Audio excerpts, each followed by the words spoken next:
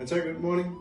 Yes good morning. Good morning. പറ എന്തുവാ അച്ഛാ? എനിക്ക് കുറച്ച് സംസാരിക്കാൻ സമയമുണ്ടോ? ഇപ്പൊ സംസാരിക്കാൻ എനിക്ക് ഒട്ടും സമയമില്ല. കാരണം ഞാൻ നല്ല വർക്ക് ചെയ്തുകൊണ്ടിരിക്കുകയാണ്. അതുകൊണ്ട് ദൈവത്തെ ഓർത്ത് ശല്യപ്പെടുത്തരുത്. അച്ഛാ വളരെ അത്യാവശ്യമുള്ള ഒരു കാര്യമായതുകൊണ്ടാണ്.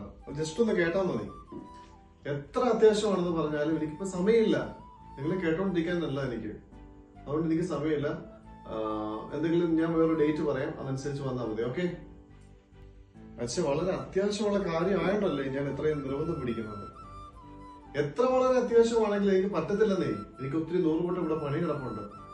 എനിക്ക് സമയം കളയാനില്ല. ഓക്കെ, വേറെ ദിവസം വാ.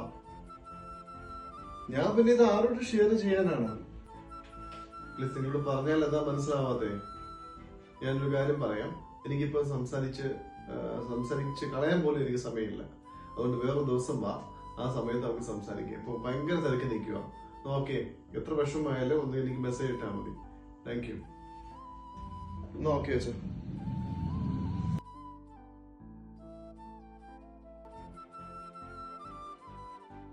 കേൾക്കുന്നതിൽ ജാഗരൂകതയും മറുപടി പറയുന്നതിൽ അവധാനവും കാട്ടുക എന്ന് പ്രഭാഷണ പുസ്തകം 5:11 പറയുന്നുണ്ട്. ക്രിസ്തു നമ്മളെ പഠിപ്പിച്ചത് തന്നെയാണ്. സ്നേഹത്തോടെ ഒരാളെ കേൾക്കാൻ തയ്യാറായി കഴിഞ്ഞാൽ അവരുടെ ജീവിതം തന്നെ ഒരുപക്ഷെ തിരിച്ചു കൊടുക്കുമായിരിക്കും. ഒന്ന് കേൾക്കാൻ തയ്യാറായാലോ?